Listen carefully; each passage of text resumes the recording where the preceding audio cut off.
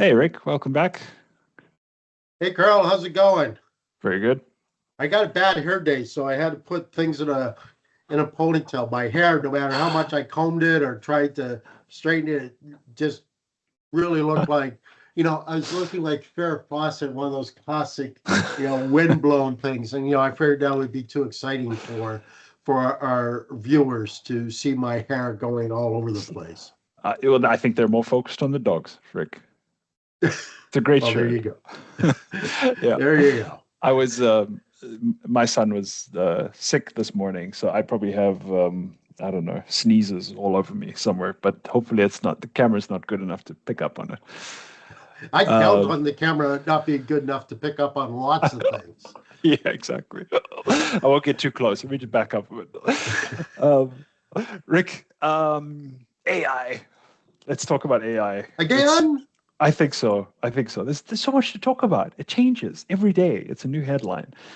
But let's put it in a different context because I think this will probably be released next week. But yesterday there was headlines that Amazon is laying off 30,000 people, 10% of their workforce. That's a I think really 10% of the corporate workforce. corporate White workforce. collar. Yeah, true. Yeah. Because all the delivery guys and everything, so it's much larger. Yeah.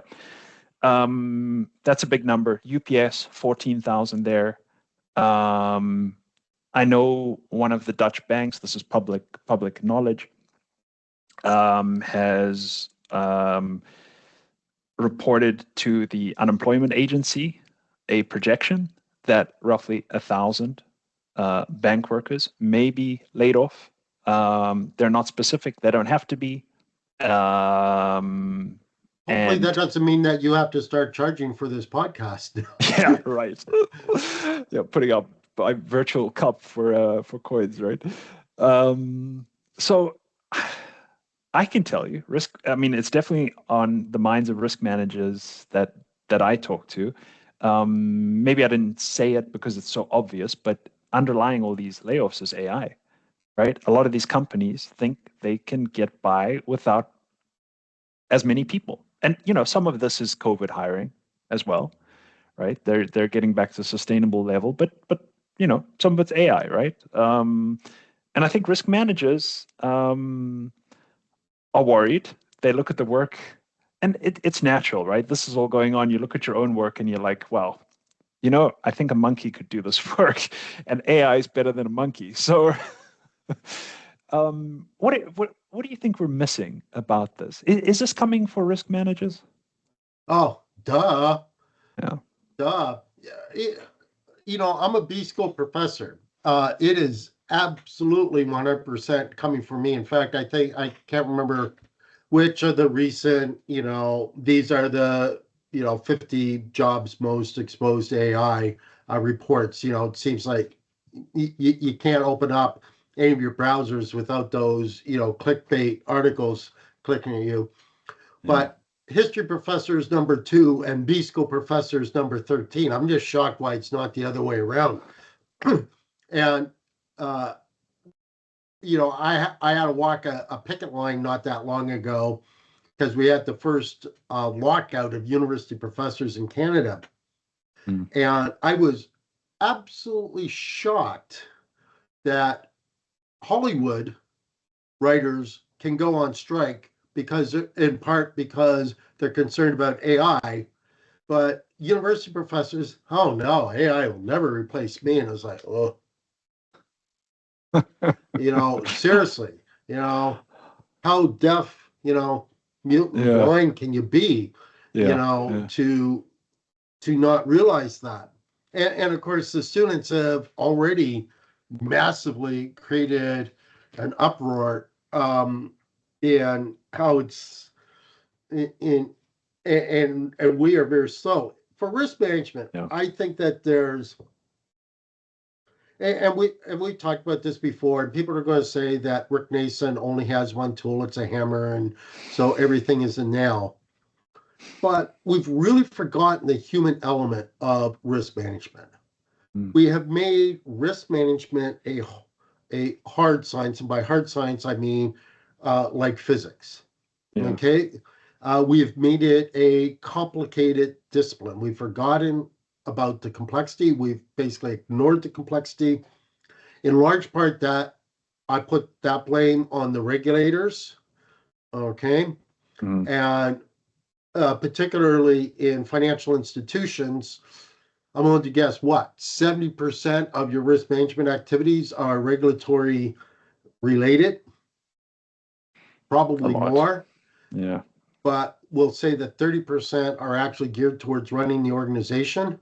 And I Mm. think that there's very little overlap between the regulatory risk management and the running the organization risk management.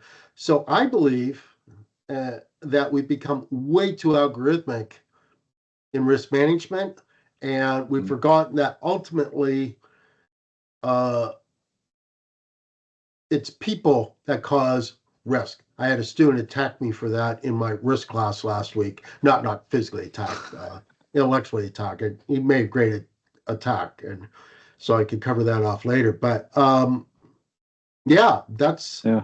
I believe that the vast majority of risk management jobs could be done better by AI. Yeah. But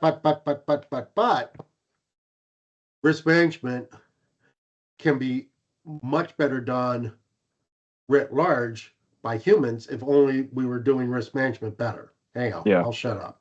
Well, uh, you touched on a lot of interesting things. One is it's funny that so many professors maybe overrate themselves, maybe because they're dealing with with students, with actual people. So they think that, well, AI can't talk to my students, therefore I'm indispensable, which is funny, like you said, blind, deaf, I got to interrupt. I don't think it's that. different reason. Because Yeah, first off, our student class sizes are so large now that the luxury of one-on-one student conversations, that's kind of gone the way of the dodo bird or exists solely in graduate school. right. I think it's mainly because we become so siloed and so specialized in our own little narrow field that is, 1 nanometer wide Yeah, and 20 kilometers deep, admittedly, but we basically become Dirac delta functions. yeah, Okay. And so anything out of that singularity, uh, we have zero respect for. yeah, Yeah. yeah. Huh. Continue on.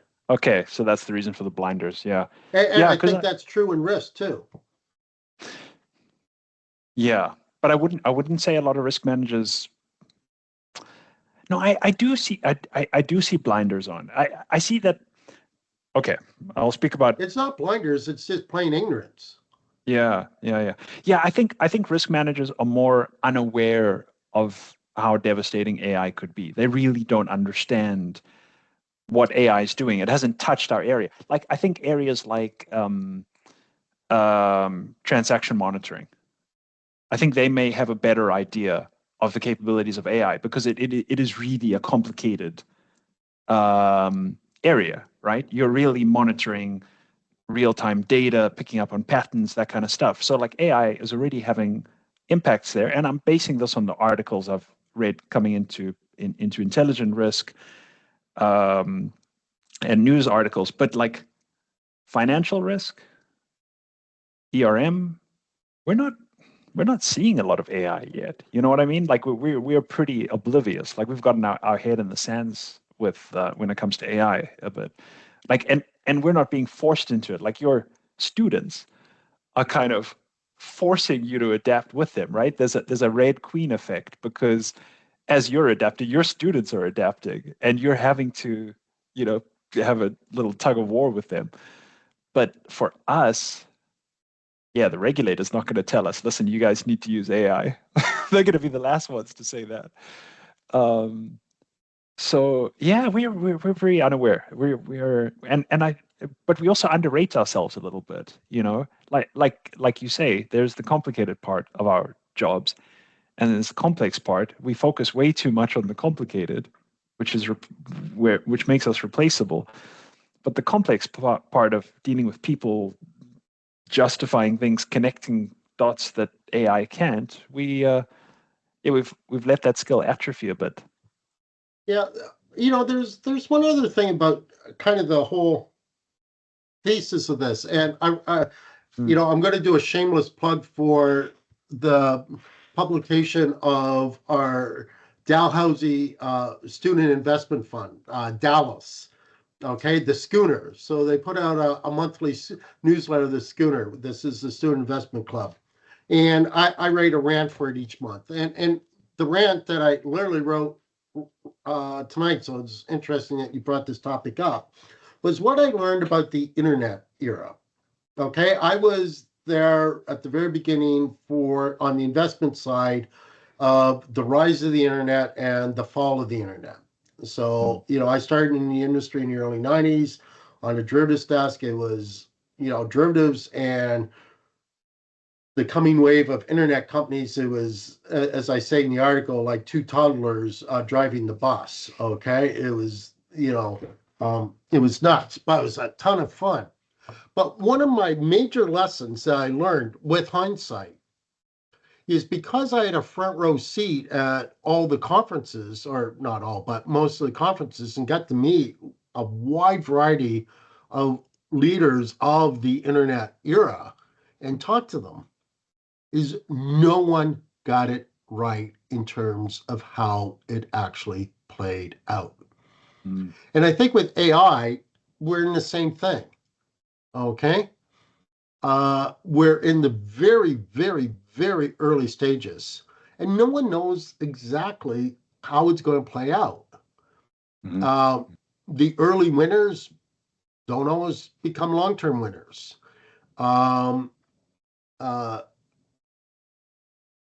what we think are the can't miss products, you know, go into oblivion. The things that we think they're absolutely asinine and, only useful at one or two universities, becomes meta. Okay. Yeah, yeah, Uh, and no one that I talked to, and it was basically all the leaders of the field, got it right. All they got right was this is going to change things.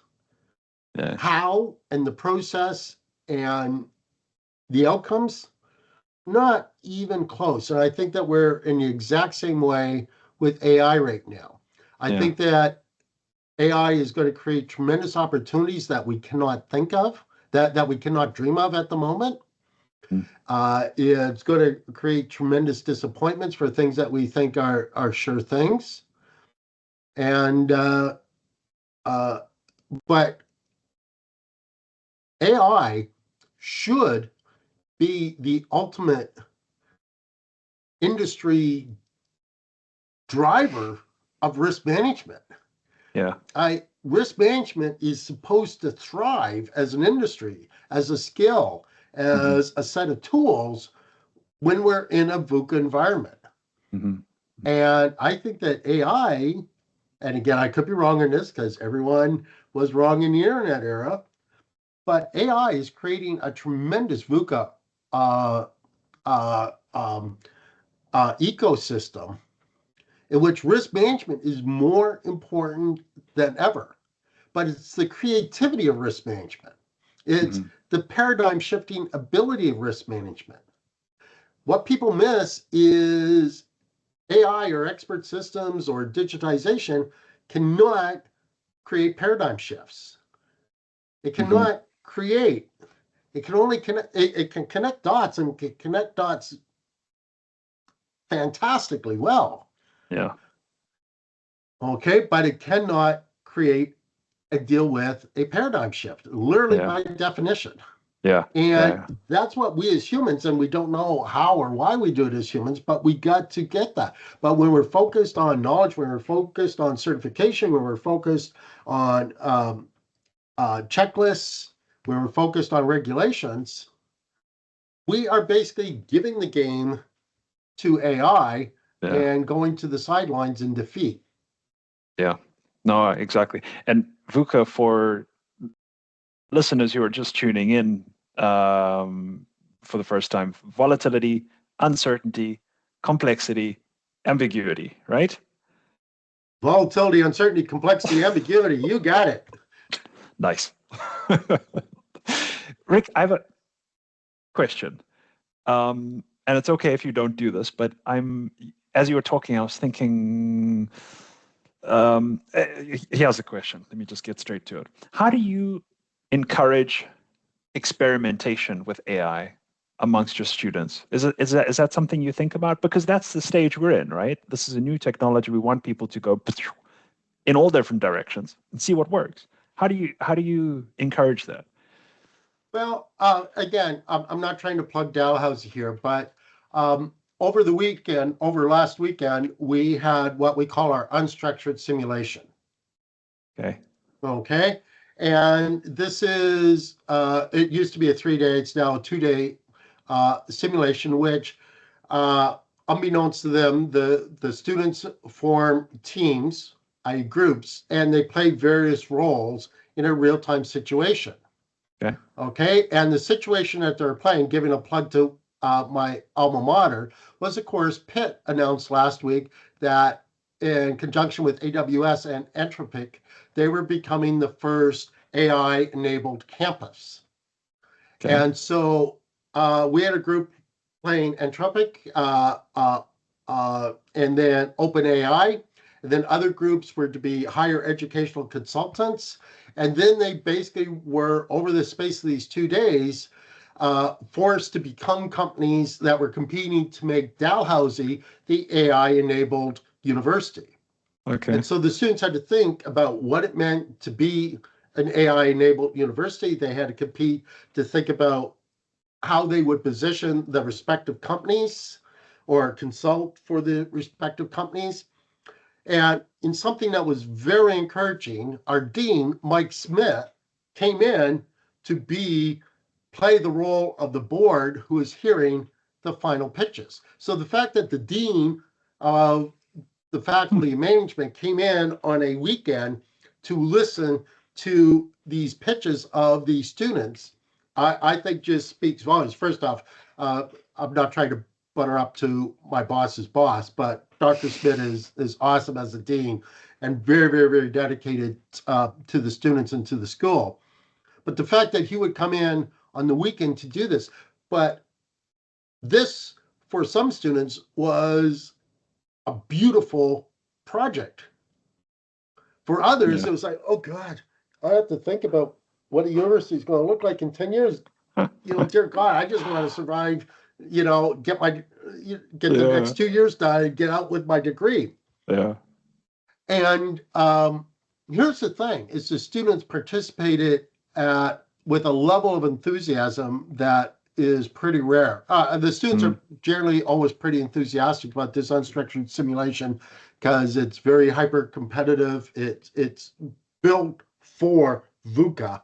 Hmm. It's built as a VUCA learning exercise, but they're especially engaged this year, and although some dreaded it. So that's just an example of Yeah. one way that we're bringing that I anyway am trying to bring it in. Hmm. That was an unintentional setup, but yeah, that's a phenomenal. I mean, yeah, as the name says. Apologies for using it as an unintentional setup, but anyhow. No, I mean, I did. You've obviously described unstructured sessions before, but I didn't realize it was happening right now. But yeah, that's a good one because it's applying AI in a complex way. I mean, you have to use it in a directed way to help. You still need to do the complex work yourself, and I think that's where risk managers and maybe business professors get a bit confused. We yeah, we see it replacing things we're doing, not enhancing how we do it, and yeah, getting a chance to do more of the complex stuff. Okay, thank you, Rick. You've given me some things to think about and ponder, and I hope our viewers as well. I just want to say happy Halloween to everybody. Tomorrow night, it'll be in the past by the time this shows. My son will be dressed as a bat for anybody that's interested. Not Batman, a bat. Now, hold it. You have to put that in context because I'm a Canadian.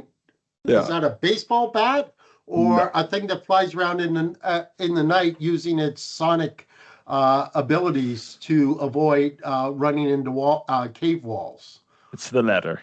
It's definitely the latter. And he loves his costume. So he's tried it on about 50,000 times so far. So I it think I'm definitely supposed to fits. say "Go Jays" at this time, but anyhow, Oh, yeah. Yeah, true that. All right, Rick. It's been good chatting. Talk to you soon. Okay. have fun, everyone. Cheers.